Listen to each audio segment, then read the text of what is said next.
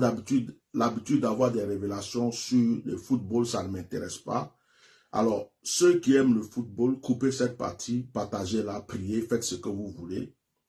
Alors, ce que j'ai vu dans le songe, c'est concernant la Côte d'Ivoire et le Sénégal. Je vous explique clairement ce que j'ai vu. Je ne vous ai pas dit que j'ai reçu une révélation.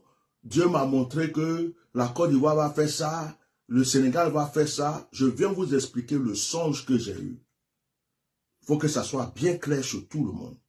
Je vous explique le songe que j'ai eu pour que chacun prie. Quand Dieu révèle quelque chose, c'est pour que chacun puisse prier. Les Sénégalais doivent prier, les Ivoiriens doivent prier, les supporters doivent prier. Quand Dieu révèle quelque chose, si tu ne veux pas que ça arrive, prie pour ça. Fais ce que tu peux faire pour ne pas que ça arrive. C'est tout ce que je suis en train de vous dire. Moi, j'ai dormi, je n'ai pas commandé un songe. Je n'ai pas prié pour dire, Seigneur, montre-moi un songe sur le Sénégal et la Côte d'Ivoire. Mais je vais vous dire ce qui se passe, ce que j'ai vu. J'ai vu des autorités ivoiriennes en train de pourparler avec des autorités sénégalaises. Une délégation d'autorités ivoiriennes en train de parler avec des autorités sénégalaises. Une négociation. En train de leur dire, c'est nous qui avons organisé la coupe, la CAN. Si nous perdons, c'est une honte. Comme s'ils cherchaient un compromis. S'il vous plaît, dites à vos joueurs de nous laisser gagner. Nous nous proposons telle somme. Nous nous proposons telle somme. Nous nous proposons tel avantage. Chaque joueur aura ceci. Et l'entraîneur aura cela. Vous aurez ceci. Et il y avait une très grande somme qui était prévue pour pouvoir distribuer à toutes les autorités concernées du Sénégal pour que la Côte d'Ivoire puisse gagner. Et ça, c'était là. Il y avait des pourparlers. Une délégation est partie. Les gens ont dit non, ça, on va étudier. Une autre délégation est partie. Ils ont dit non, on ne peut pas. Après, j'ai vu qu'ils ont commencé à parler avec l'entraîneur et tous ceux qui encadrent l'équipe pour leur dire, dites à vos joueurs de ne pas jouer ce jour-là, de nous laisser gagner. Ils vont devenir riches. On va leur donner l'argent parce qu'on ne veut pas perdre cette canne. Les entraîneurs, les encadreurs étaient d'accord parce qu'ils avaient de l'argent qui était proposé. Mais ce que je voyais, c'est que les joueurs ne voulaient pas. Les joueurs disent que c'est leur vie, c'est leur avenir, c'est leur carrière. Et que s'ils perdent dans ce match-là, c'est comme s'ils ont sali leur propre nom et ils ont détruit, comme on appelle, la réputation de leur pays. Donc les joueurs ne voulaient pas. Je voyais les joueurs énervés. Chacun se lève, il s'en va, il ne voulait pas accepter. Il dit quelles que soient les sommes qu'on va leur donner. Et il y a eu une sorte de division entre les joueurs. Il y avait un groupe de joueurs qui jouaient à l'international, qui avaient déjà beaucoup d'argent, qui ne voulaient pas. Et il y a eu un groupe de joueurs qui se cherchent. Et ceux-là ont dit, ça ne les coûte rien, que eux, s'ils ont perdu, ils ont gagné. À partir du moment où ils ont de l'argent, ils vont accepter. Donc, il y a eu un conflit. Et dans cette révélation, ça a continué. Jusqu'à ce qu'il y ait eu le match. Il y avait une tension, une grande tension dans l'équipe. Il y avait une tension au niveau de chaque partie. La Côte d'Ivoire, comme tout le monde s'attendait. Et même pendant le match, le pourparler et la corruption voulait continuer. Les gens voulaient encore qu'il laisse tomber. Les gens ne voulaient pas. Et ce qui s'est passé, c'est que il y a eu un premier but. Et le premier but était pour la Côte d'Ivoire. Tous les Ivoiriens étaient contents. Les gens commençaient à sauter de joie. Mais à ma grande surprise, dans ce songe-là, le Sénégal a, comment on appelle ça, égalisé le but. Et ils ont encore marqué un autre but. Et le score s'est terminé 2-1. Je ne vous ai pas dit que j'ai reçu une révélation. Le Sénégal va gagner 2-1 et tout ça. S'il vous plaît, ne traduisez pas mal. Je vous dis que moi, j'ai rêvé. Je suis venu vous dire mon rêve. Moi, football, ce n'est pas mon problème. Je veux qu'on se comprenne très bien. Que quelqu'un ne dise pas, oui, il est venu dire que le Sénégal va gagner, la Côte d'Ivoire va gagner. Moi, je vous explique, j'ai dormi, ce que j'ai vu là. Je vous dis, à chacun qui fait ce qu'il veut avec. Donc, quand il y a eu 2-1, le match est fini, le terrain s'est enflammé. Les supporters ont commencé à taper. L'équipe du Sénégal, ça veut dire qu'ils ont protégé même les joueurs pour les faire sortir. Il y a eu des gens qui commençaient à vouloir frapper les Sénégalais partout. Pourquoi les Sénégalais ne les ont pas laissés gagner? Et ça a créé une tension, un truc bizarre dans le pays. Je me suis levé. J'ai dit, mais ça ne me regarde pas. C'est une histoire de football. Moi, je ne m'occupe pas des histoires de football. J'ai autre chose à faire. Mais l'Esprit de Dieu qui est en moi me dit, il s'agit de ton pays. Tu vas juste prévenir. Va juste dire ce que tu as vu. Alors, tu te laves les mains. Si quelque chose arrive ou quelque chose n'arrive pas, tu as lavé tes mains. Ceux qui sont, s'il y a vraiment ça, ceux qui sont derrière vont savoir que Dieu est en train de montrer à des gens. Et si quelque chose arrive, ils ne pourront pas dire que ça n'a pas été prévenu. Mais je suis venu vous révéler ça juste pour le bien de ma nation. Pour vous demander qu'on prie. C'est du football. Le football, là, ce n'est pas la fin du monde. Je voulais dire à tous les féticheurs qui sont en train de faire des gris-gris, des fétiches et tout ça. D'ailleurs, je m'arrête un instant. Pour dire à tous ceux qui sont allés brûler la maison d'une maman hier, qui ont brûlé la maison d'une pauvre maman hier, pour dire que cette maman, c'est elle qui a fait que les Ivoiriens ont perdu. S'il vous plaît. Le football, ce n'est pas le fétichisme. Ce n'est pas la sorcellerie. Même si on croit au mysticisme dans nos pays, mais aller brûler la maison d'une maman, d'une femme pauvre, son endroit où elle dort, en disant que c'est elle qui a avalé le terrain spirituellement. Je demande à tous ceux qui ont fait ça de commencer à se cotiser pour reconstruire la maison de cette femme. C'est une malédiction que vous avez déposée sur votre vie. Je demande au gouvernement ivoirien d'intervenir avec un peu d'argent, de reconstruire une petite maison pour cette femme rapidement.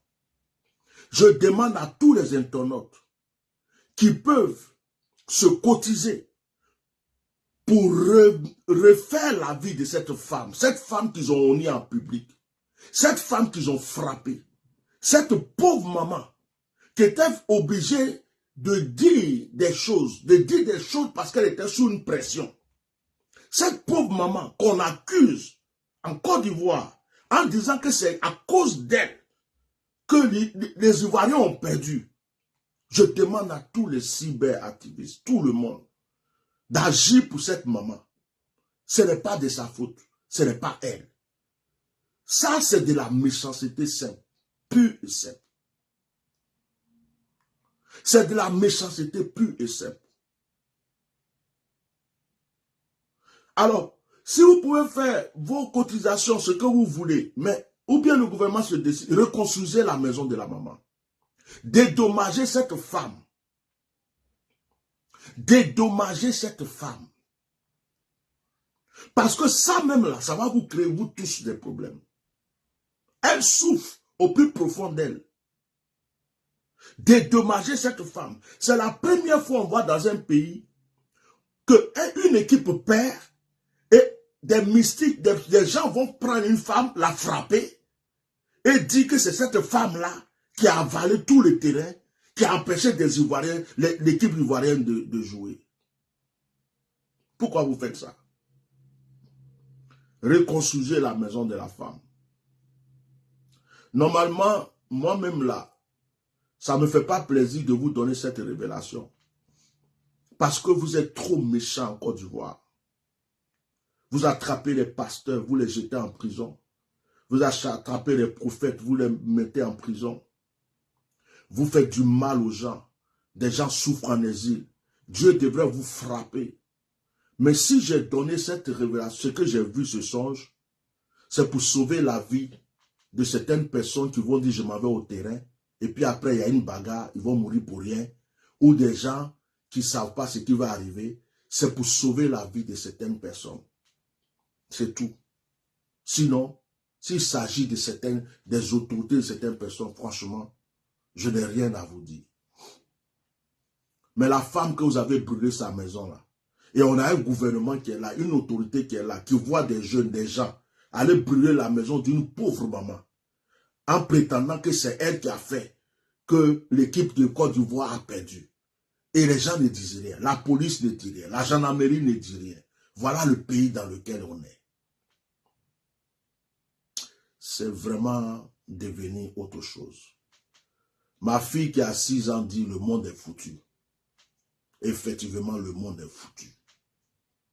Le monde est foutu. Et il y a des gens qui acceptent ça, des imams, des pasteurs, des autorités du pays, des personnes qui sont instruites, qui sont là à l'école, qui ont des diplômes. Ils acceptent qu'on aille frapper une vieille femme, brûler sa maison, là où elle dort, une misérable femme, une pauvre femme, on va la frapper, détruire son nid, peut-être que même que c'est une veuve, une malheureuse, une pauvre femme qu'on devrait aider à s'en sortir dans la vie, on prétend que c'est elle qui a fait perdre une équipe nationale. Vraiment, c'est honteux. Et maintenant, les gens disent que c'est parce qu'on l'a attrapé que le Maroc a gagné. Mais moi, je vais vous poser une question. Vous n'avez pas honte? Vous êtes obligé qu'un autre pays gagne pour que vous restez dans la compétition. Ce n'est pas une honte, ça. Tous les féticheurs, les médiums, les mystiques, les charlatans, les féticheurs, tous vos sacrifices humains, sacrifices de bœufs, sacrifices de moutons, tout ce que vous avez fait dans le pays là, n'a pas servi à vous faire gagner. Une pauvre femme qui est dans un village, qui souffre, qui n'a rien à manger, c'est elle seule qui peut lutter contre tous vos gris-gris, vos marabouts, vos féticheurs, vos mystiques. C'est elle seule qui a pu les vaincre tous. Et vous partez brûler sa maison. Quelle méchanceté! Vous n'avez pas honte? Vous avez besoin que le Maroc gagne pour que vous soyez dans la compétition. Vous êtes en train de sauter de joie.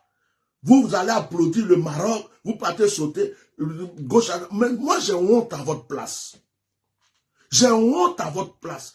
Il y a un envoûtement terrible qui est en vous. Vous n'avez pas honte. Votre propre ballon, là, vous ne pouvez pas jouer pour gagner. C'est quelqu'un qui va jouer pour gagner, pour que vous vous sautez de joie et que vous acclamez la personne. Quelle honte! Et maintenant, la plupart attendent le Sénégal au tournant. Il y a des Ivoiriens aujourd'hui qui attendent le Sénégal au tournant.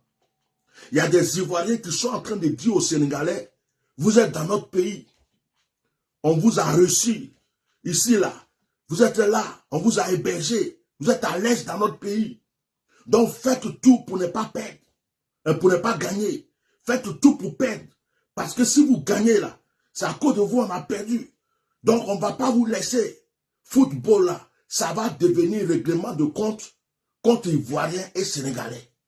Ça veut dire que les Sénégalais, s'ils veulent être en paix, tranquille, ils doivent vous laisser gagner.